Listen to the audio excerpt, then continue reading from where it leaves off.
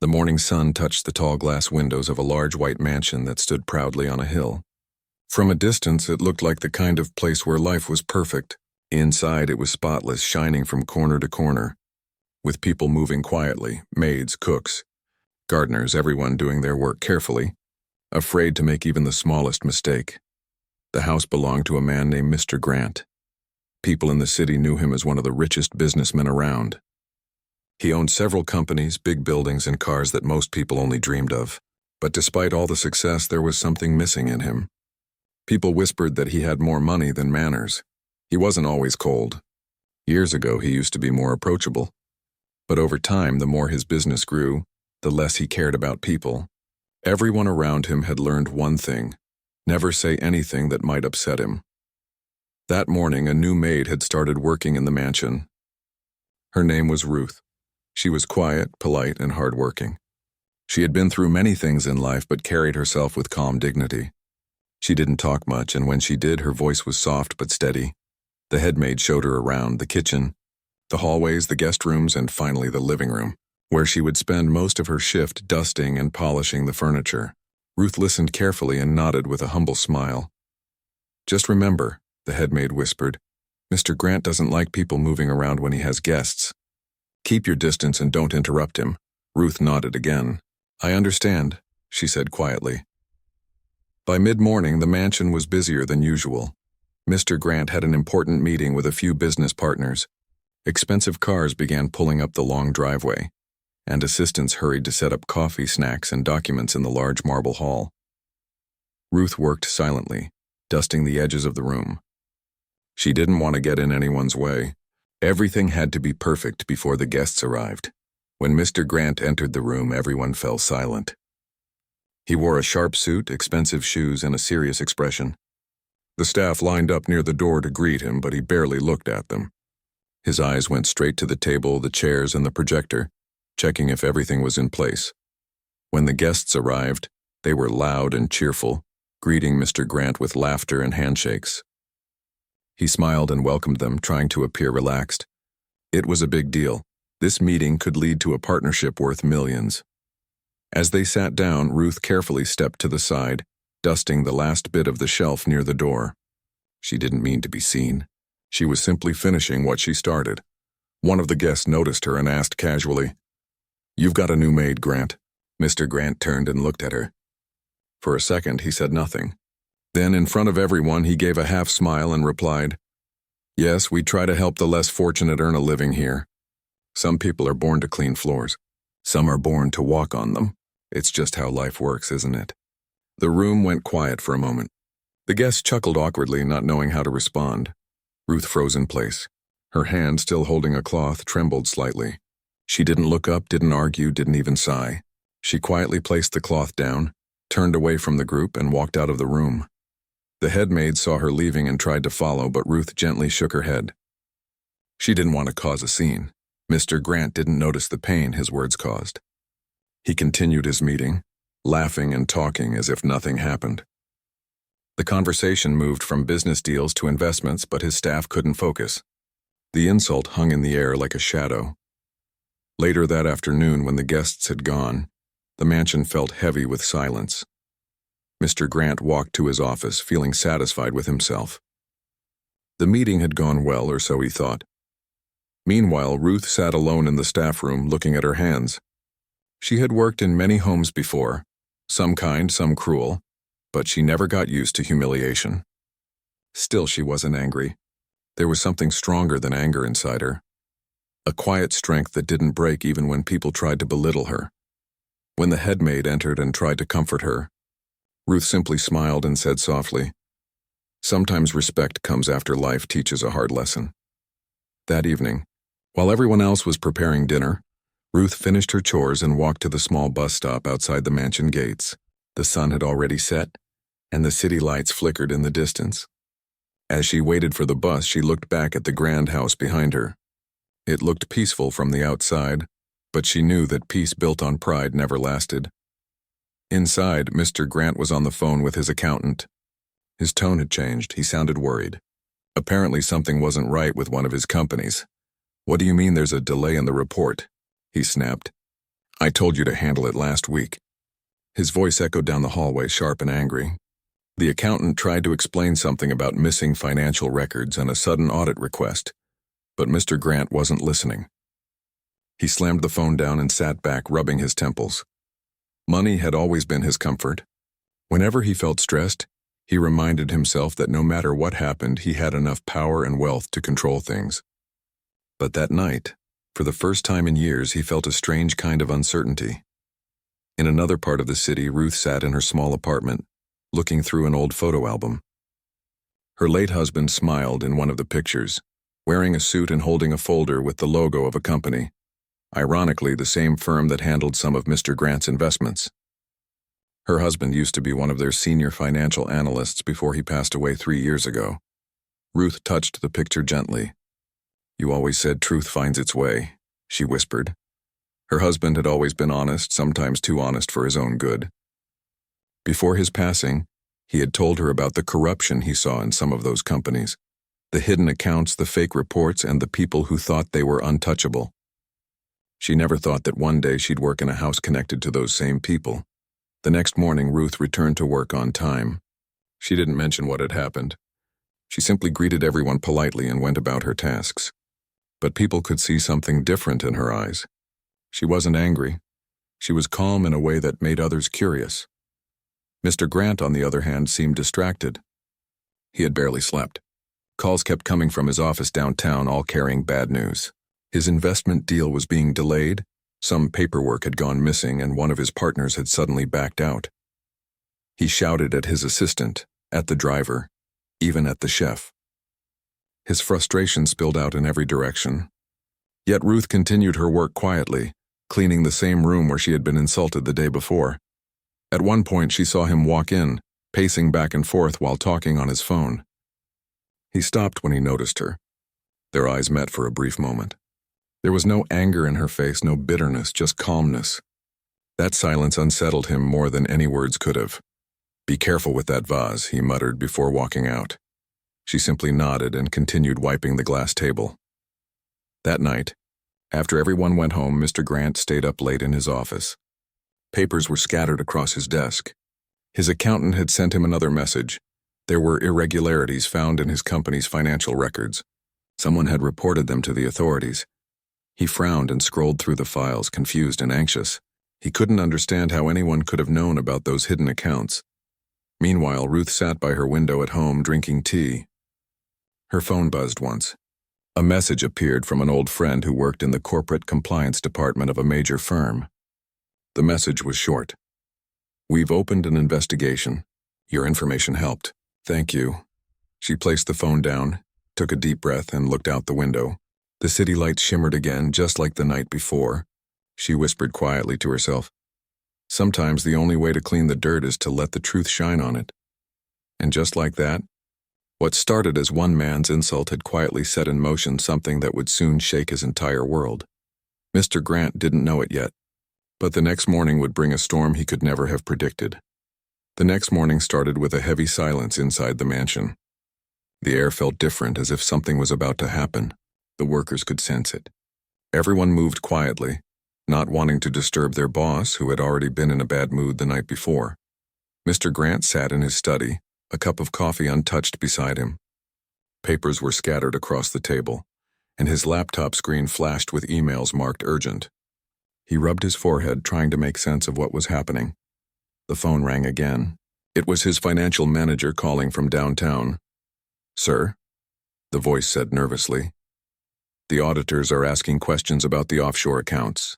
They said there are irregularities in last year's report. We might need to submit documents for review." Mr. Grant's tone sharpened immediately. "What do you mean, irregularities?" "Everything was cleared last quarter." "Yes, sir, but someone filed an anonymous tip with the financial board. They mentioned a few of your company names directly. The department has opened an inquiry." Mr. Grant leaned back in his chair, stunned. "Anonymous tip? Who would do that?" He had always been careful. No one outside his top circle even knew those details.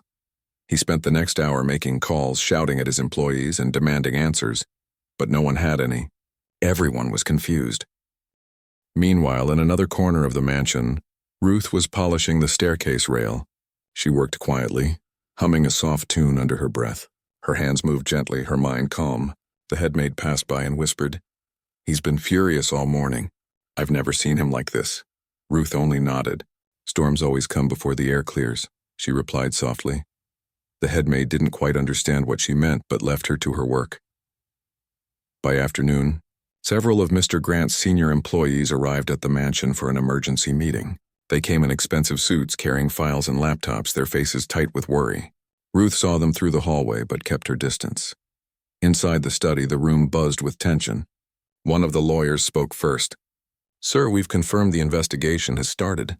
They're checking records from your investment firm. If they find anything suspicious, they could freeze assets temporarily." Mr. Grant's voice rose. "Freeze assets? Do you realize what that means? I'll lose everything overnight if this gets out." The lawyer tried to calm him, but he wouldn't listen. He threw his pen across the table, pacing back and forth. "Who did this? Someone must have leaked information." Nobody answered. While they argued, Ruth brought in a tray of water and tea. She placed it on the corner table quietly and began to leave, but her calm presence drew his attention. He looked at her sharply. "You, what are you staring at? Don't just stand there, leave." The room went silent again. Everyone could feel his frustration spilling onto anyone nearby. Ruth didn't react. She simply lowered her gaze and walked out. But one of the visiting lawyers, a middle-aged man with glasses, looked at her carefully. Something about her seemed familiar, though he couldn't place it. As she left, the lawyer turned back to Mr. Grant. "You should get some rest. Anger won't help right now. We'll handle the paperwork." Mr. Grant nodded without replying. His mind was too clouded with fear and confusion. That night, Ruth stayed a little longer to finish cleaning the hall. The mansion was quiet except for the ticking of the big wall clock. When she passed by the study, she saw Mr. Grant still inside, staring blankly at his computer. She hesitated for a moment, then softly said, "Would you like me to bring you some tea, sir?" He didn't look up. "No," he said coldly. Ruth simply nodded and continued walking. Outside, the sky was dark and heavy with clouds. The wind had picked up, making the trees around the mansion sway. It looked as if nature itself mirrored the tension building inside that house. Later that night, Ruth sat in her small apartment again, a single lamp lighting the room. Her phone buzzed, a message from her friend, the same person she had contacted the night before. The message said, "Your information helped confirm several fake accounts. Authorities have begun tracing where the money went. They'll take it from here." Ruth took a deep breath and placed the phone down. She didn't smile, but there was a quiet look of peace on her face. She wasn't happy about his troubles. She simply believed that truth needed to come out, no matter how powerful someone thought they were. The next morning, the mansion woke up to chaos. News had spread online. Headlines read, "Business empire under audit for possible fraud." Social media buzzed with people talking about the billionaire who might be hiding illegal accounts. Reporters began showing up outside the gate. The guards tried to keep them away, but it was impossible to hide the story now. Mr. Grant stormed down the stairs, his phone pressed to his ear, shouting orders. "Get them off my property." "Who leaked this story?" "I want answers now." His assistant tried to speak but couldn't get a word in. "Sir, please calm down." "Calm down?" he yelled. "My name is all over the news. They're destroying me." Ruth quietly walked past the hall, carrying a basket of laundry. She could hear every word, but she kept moving, her steps slow and steady. A few hours later, a group of officials arrived at the mansion with documents and badges. They were polite but firm. They explained they needed to review a few files and ask some questions about the company's records. Mr. Grant's face turned pale. "Here, now?" "Yes, sir. It's part of the inquiry," one of them said. He had no choice but to let them in. As they walked through the house, checking his office and collecting papers, the staff watched from a distance, whispering quietly. Ruth continued with her duties, sweeping near the hallway.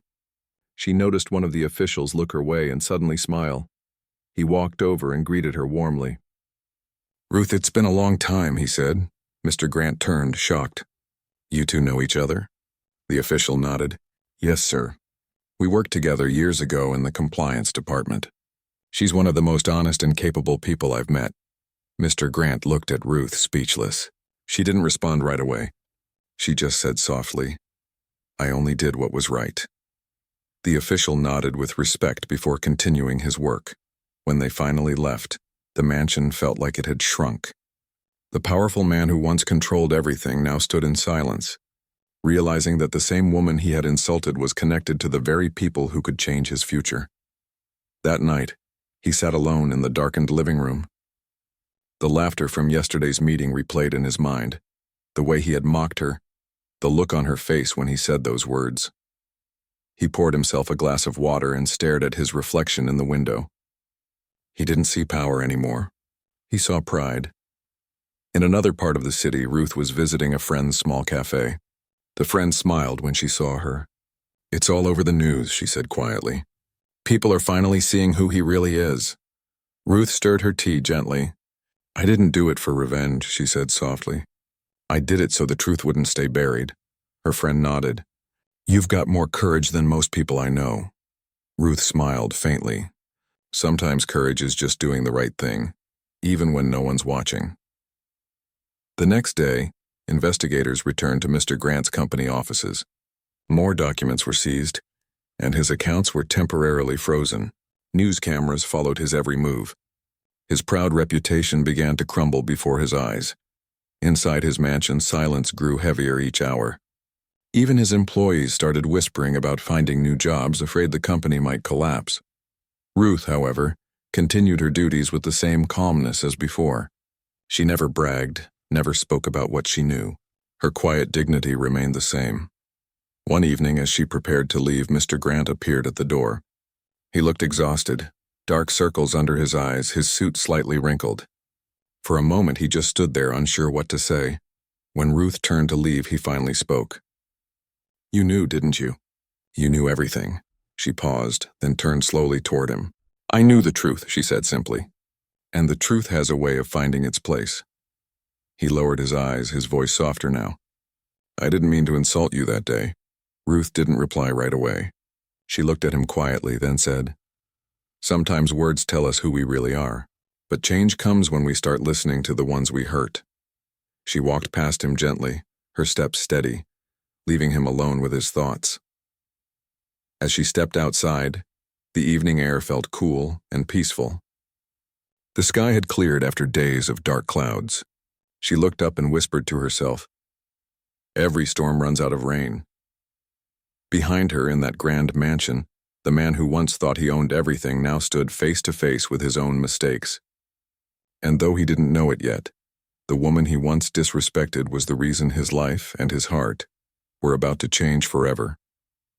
Days passed, but the noise around Mr. Grant's name only grew louder. Every morning, newspapers carried headlines about the investigation. His business partners started distancing themselves quietly. The people who used to line up to shake his hand now refused to answer his calls. Inside the mansion, the air felt colder. The staff moved more carefully, whispering only when necessary.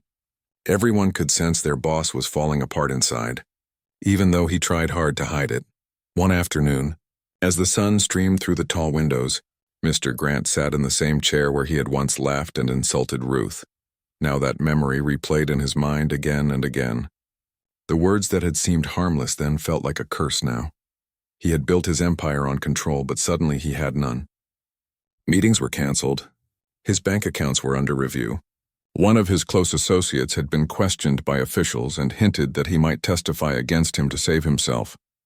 The mighty billionaire was losing everything, and for the first time in his life he realized how fragile power really was. Meanwhile, Ruth continued working with the same quiet discipline as before. Every morning she greeted others kindly, cleaned every room with care, and never once mentioned what was happening. But people noticed something about her, something peaceful. While others whispered in fear, she moved with a calmness that seemed out of place in such a tense environment. One evening, as she dusted the library, she found a photo on the shelf. It showed Mr. Grant with his late father, standing proudly beside a building on the day it opened. They both looked happy and full of hope. Ruth wiped the frame gently, thinking about how different the man in that picture seemed from the one pacing restlessly downstairs now. That same night, Mr. Grant sat alone in his office again, surrounded by papers and silence. He looked tired and older. His phone buzzed, but he ignored it. He had no answers left for his investors or lawyers. He leaned back, closing his eyes. For the first time, he felt a small wave of regret, not just for losing money, but for losing himself. A soft knock came at the door. He didn't respond at first, but the door opened slowly. It was Ruth holding a cup of tea. "I thought you might need this," she said quietly. He looked up, surprised. For a moment, he didn't know what to say. The last time she had offered him tea, he had refused her rudely. But this time, he simply nodded. "Thank you," he said, his voice low. She placed the cup on his desk and turned to leave, but he stopped her. "Wait," she looked at him patiently. He hesitated, then asked, "Why are you still here? You could have left like the others." "You don't owe me anything," Ruth smiled faintly. "I don't run from people when they're lost. Everyone deserves a chance to learn." Her words struck him harder than he expected. He nodded slowly, unable to reply. She walked away quietly, leaving him alone with his thoughts again. That night, something shifted inside him. For the first time in years, he didn't think about numbers or contracts. He thought about people, his staff, his friends, and especially the woman he had disrespected without reason. The next day, the investigators returned with new documents. They asked more questions, looked through financial records, and made copies of files. Mr. Grant answered as best he could, trying to stay composed. Ruth stayed out of their way, but one of the officials greeted her again with respect. "Good morning, ma'am," he said kindly as he passed by. The other staff members looked surprised. They had no idea she had any connection to the people investigating the case. Mr. Grant saw the exchange from across the hall. A strange mix of embarrassment and curiosity filled him. He didn't know how much she had been involved, but he started to realize that she wasn't just a quiet maid. She was someone with strength, someone who didn't need to shout to be heard. After the officials left, he stood by the window, staring at the city in the distance. He had once believed the world was divided into two kinds of people, those who gave orders and those who followed them. But now he saw it differently. Respect had nothing to do with money. It had everything to do with heart. As evening came, he walked down to the garden, something he hadn't done in months. Ruth was there, trimming flowers near the fountain. The sky was painted with orange and gold, and the soft sound of water filled the silence. He stopped near her and said quietly, "You must think I'm a terrible man." Ruth didn't look up. She continued trimming a rose bush and said, "I think people forget themselves when life gives them too much comfort. But I also believe everyone can remember who they are again." He nodded slowly. "I used to think money could protect me from failure, from people. I thought it meant respect." Ruth stood up and turned toward him. "Money can buy attention, not respect. Respect is earned when you treat others right." He looked down, ashamed but grateful for her honesty. "You're right," he said softly. For a long moment they stood there in silence. The evening wind moved gently through the garden. That night, Mr. Grant made a decision. He called his lawyer and said, "I'll cooperate with the investigation fully. No more hiding. If mistakes were made, I'll face them." His lawyer was surprised but agreed. The following week was difficult. News channels continued to discuss his case and reporters followed his every move. But for the first time, Mr. Grant didn't shout or hide. He answered questions calmly and began setting things right. He sold a few of his luxury cars to cover debts, closed down one of his companies that had been run unfairly, and began reaching out to employees he had once fired without reason. It wasn't easy. People didn't trust him right away, but he didn't give up. Meanwhile, Ruth quietly handed in her resignation letter. She said she needed to move on, though she was grateful for her time there. When Mr. Grant saw the letter, he asked to speak with her one last time. She came into his office, standing near the doorway, as calm as always. "I don't want you to leave," he said honestly. "Not because I need a maid, but because this house feels better when you're here." She smiled softly. "I think you'll be fine now." "You've started listening to the world again?" He nodded. "You changed me, you know. You made me see what really matters." Ruth shook her head gently. "I didn't change you, life did. I was just there to remind you of who you could be." There was a long pause. Then she added, "My husband used to work in finance. He believed in honesty more than anything. Before he passed, he told me that truth always finds a way to rise, no matter how deep people try to bury it. Maybe this was life's way of proving him right." Mr. Grant's eyes softened. I'm sorry for what I said that day, truly. I know, Ruth replied. And that's enough. She picked up her small bag and walked out of the mansion. The other staff members gathered to say goodbye. Everyone felt something heavy lift as she left, like her presence had somehow brought peace into a house once filled with pride. Later that night, Mr. Grant stood at the window, watching the streetlights flicker. For the first time in years, he felt human again. Not powerful, not feared, but real. He understood now that respect couldn't be bought, and dignity couldn't be taken away from anyone. Days later, as he sat in his office downtown, he received news that the investigation had cleared some of the charges. The truth was out. He hadn't personally committed fraud, but people under him had used his name to hide their wrongdoings. He would still have to rebuild everything from scratch, but at least he could do it honestly this time. He smiled faintly for the first time in months. Then he picked up his phone and searched Ruth's name. He found out that she had joined a small nonprofit organization that helped families fight corporate injustice. He wasn't surprised. That sounded exactly like her. He closed his eyes and whispered, "Thank you." Outside his office, the same sun that had once shone over his pride now lit his new beginning. And though the world still saw him as a man who had fallen, deep inside, he knew he had finally stood up for the first time in his life. The mansion was unusually quiet that evening. The wide hallways that once echoed with the sound of clinking glasses, polished shoes, and laughter were now filled with tension and silence. Mr. Grant sat alone in his study, his eyes staring blankly at the dark city skyline outside the large window. His reflection on the glass looked tired, worn out, and almost unfamiliar to him. The world he once controlled with a single phone call was now slipping through his fingers, and there was nothing he could do about it. Just a week ago, he had been at the top. His company had been featured in business magazines. His face was on every billboard, and he was admired as one of the sharpest minds in finance. Now those same magazines had turned on him, calling him reckless and unethical. The investors who used to shake his hand now avoided his calls.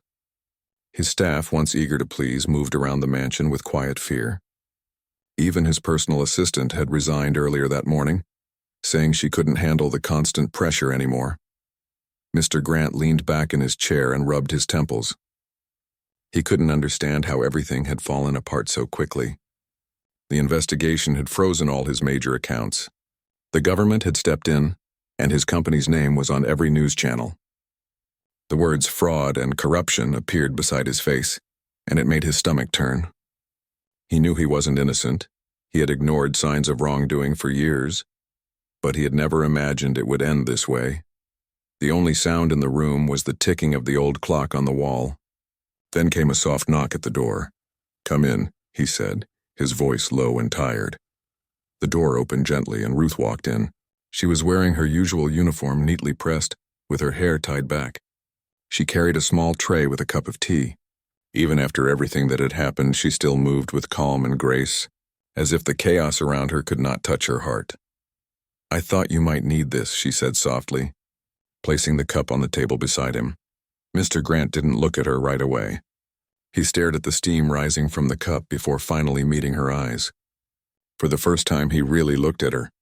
Not as an employee, not as a maid, but as a person. And in that moment, something inside him shifted. He remembered how he had insulted her days ago in front of his guests. How cold his words had been. How she had stood there quietly, taking it in without anger, without hate, just quiet strength. "Thank you," he murmured. She nodded and turned to leave, but he stopped her. "Wait." She turned back, her expression calm and unreadable. "I heard you were the one who talked to the investigators," he said, his tone not angry but curious. Ruth hesitated for a moment, then nodded. "Yes, I did. I shared what I knew." "Why?" he asked, his voice trembling slightly. "You knew it would destroy me." Ruth looked at him, her eyes steady. "It wasn't about destroying you, sir. It was about doing what was right. People had been hurt because of your company's actions. Families lost their jobs, their savings. My late husband worked for one of those firms your company partnered with. When the accounts were hidden and people were laid off, he tried to fix things, but no one listened. He died believing honesty had no place in business." Her voice cracked slightly at the end, and she took a breath before continuing. So when I realized what was happening again, I couldn't stay silent. Mr. Grant felt something inside him crumble. For years, he had justified every bad decision by calling it strategy. He thought being ruthless was strength. But now, listening to Ruth, he realized he had been blind. Blind to the pain he caused, blind to the value of truth. "I didn't know," he said quietly. "I didn't know about your husband." Ruth nodded. "You never asked." Her words hit him harder than any insult could have. She wasn't being cruel. She was simply stating the truth. He had built a life where he never asked, never cared, never listened. Everything revolved around numbers, profits, and control. But now that everything was gone, he realized how empty it all was. For a long moment, neither of them spoke. The silence was heavy but honest. Then Ruth picked up the tray and turned to go. Before she could leave, he said softly, "I'm sorry." She paused, her hand on the doorknob. "Apologies don't change the past, sir, but they can change the person who says them." She gave a small nod and walked out, leaving him alone once again. Mr. Grant sat there for a while, thinking about her words. They echoed in his head long after she left. For the first time in his life, he didn't feel angry or defensive. He just felt empty. The truth had stripped him bare. But in that emptiness, there was also a strange sense of relief, like he could finally see himself clearly. The next few days passed slowly. The mansion felt lifeless. Most of the staff had either left or were waiting to be dismissed. Ruth stayed quietly finishing her work. She never looked at him with judgment, but she also didn't try to comfort him. She simply did her job with the same quiet dignity she always had. One evening, as he walked through the living room, he saw her polishing the silverware. The TV was on in the background, showing a news report about his company's collapse. He heard the reporter say that despite the scandal, the exposure had helped save a number of small firms that were unknowingly caught in the corruption web. For once, his downfall had done some good. "Seems the world is doing better without me," he said quietly. Ruth looked up. "Maybe it's not about doing better without you. Maybe it's about what you do next." He smiled faintly. "You really believe there's a next for me?" "I believe there's always a next," she said. "The question is whether we walk into it wiser than before." Her words were simple, but they carried a depth that stayed with him. He nodded slowly and walked away, feeling something inside him stir again, something he hadn't felt in years. Hope. Later that night, he went to his office and pulled out a box from the bottom drawer. It was full of old photos, pictures from when he had first started his business. There he was, smiling with his late father, celebrating his first contract, surrounded by people who believed in him. He remembered how passionate he used to be, how much he wanted to make a difference back then. Somewhere along the line, greed had taken over that passion. He sat there for hours looking at those photos, realizing how far he had drifted from the person he once wanted to be. And for the first time in years, he wanted to change, not for money, not for power, but for himself. The next morning, Ruth came to the mansion early. She found him already awake, standing near the window, watching the sunrise. He looked different. Not the proud, cold man she once worked for, but someone more humble, more human. "I'm letting everyone go today," he said quietly, "including you. It's not fair to keep you here when I don't know what comes next." She nodded, understanding. "I was going to leave anyway. My friend offered me a position at a community center. They help people who lost their jobs because of companies like yours. I think I can make a difference there." He smiled faintly. "You already have." She gave a small smile in return. "Maybe now you can too," he nodded. "I'll try." As she turned to leave, he said, "Ruth, thank you for everything. Even for the truth." She looked back and said, "Truth doesn't always destroy, sir. Sometimes it saves." Then she walked out of the mansion, the morning light following her steps. Mr. Grant watched her go, feeling a strange mix of sadness and gratitude. In losing everything, he had found something more valuable, understanding. And though the road ahead was uncertain, he knew he would walk it differently this time. That evening, he sat by himself, writing down plans, not for a new company, but for a foundation. One that would support fair treatment for workers and teach business ethics to young entrepreneurs. It wasn't about rebuilding his empire. It was about rebuilding himself. And in the quiet of that night, he whispered to no one in particular, "Maybe this is what fortune really means." Outside, The sky was calm again. The chaos had passed, but the lesson remained. A billionaire had insulted a maid, but it was her quiet strength and truth that rebuilt his heart. Months passed, and the city had almost forgotten the scandal that once filled the news.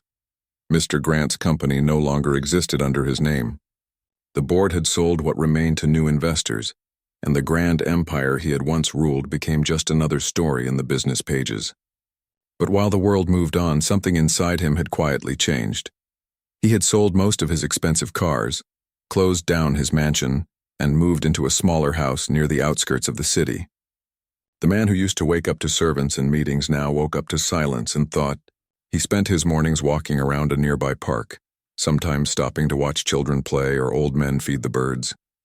It was strange how peaceful life could be when it wasn't about chasing power. Every now and then people still recognized him. Some whispered, others stared, but he no longer cared.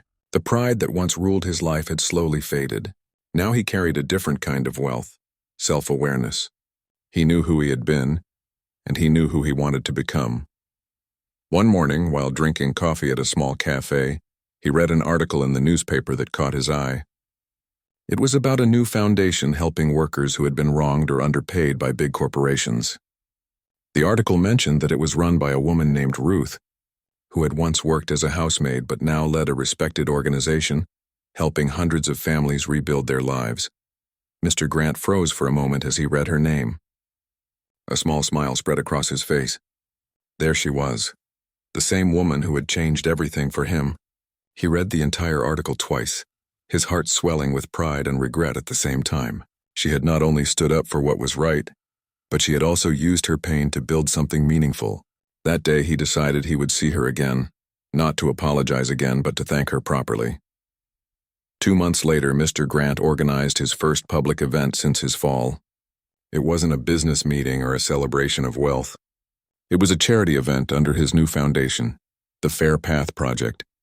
The purpose was to support fair employment, ethical work conditions, and education for underprivileged families. He used the remains of his fortune to fund it. There were no grand speeches, no luxury decorations, and no fancy guests. The event was simple, held in a community center filled with families, workers, and small business owners. When the invitations were sent out, one name was at the top of his personal list, Ruth. He wasn't sure if she would come. He half expected her to ignore the invitation, and he wouldn't have blamed her if she did. But on the evening of the event, as people began filling the hall, he saw her walk in quietly. She wasn't wearing a maid's uniform anymore. She was dressed in a modest but elegant outfit, and she carried herself with quiet confidence. Her presence alone drew respect from everyone around her. Mr. Grant stood at the entrance and watched her for a moment before approaching. When she saw him, she gave a polite nod.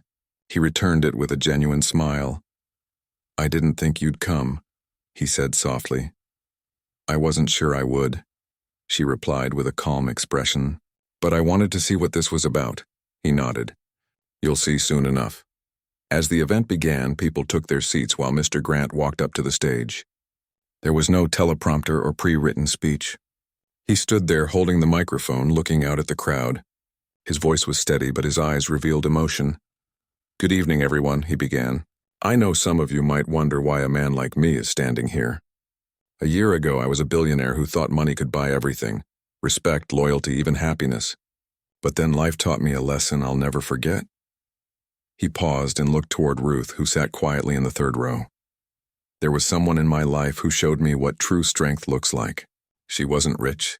She didn't have power or connections. She just had truth, and she used it fearlessly. I insulted her once, and I thought I could walk away without consequence. But that moment became the turning point of my life." He took a deep breath, his voice softening. "I lost everything after that, my company, my reputation, my so-called friends. But in losing those things, I found something greater: humility. And because of that, I decided to start over, not as a businessman, but as a human being trying to make things right." The crowd was silent, listening intently. Some nodded in understanding. Others simply watched, moved by the sincerity in his tone. "This foundation," he continued, "is not about charity. It's about fairness. It's about reminding people like me, people who've had too much power for too long, that every worker deserves respect. and I want to thank the person who opened my eyes to that truth." He gestured toward Ruth. "She's here tonight. Ruth, please, stand up." The audience turned their heads as Ruth slowly stood.